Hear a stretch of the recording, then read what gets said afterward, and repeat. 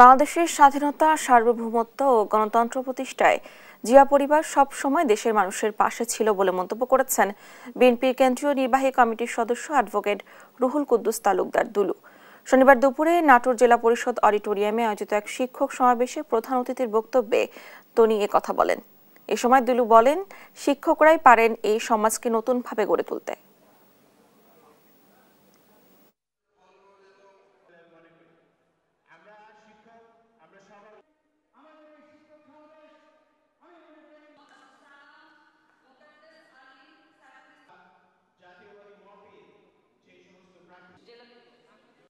বাংলাদেশের স্বাধীনতা, বাংলাদেশের সার্বভৌমত্ব, বাংলাদেশের গণতন্ত্র, বাংলাদেশের মানুষের ভোটের অধিকারের জন্য জিয়া পরিবার বাংলাদেশের মানুষের পাশে দাঁড়িয়েছিল।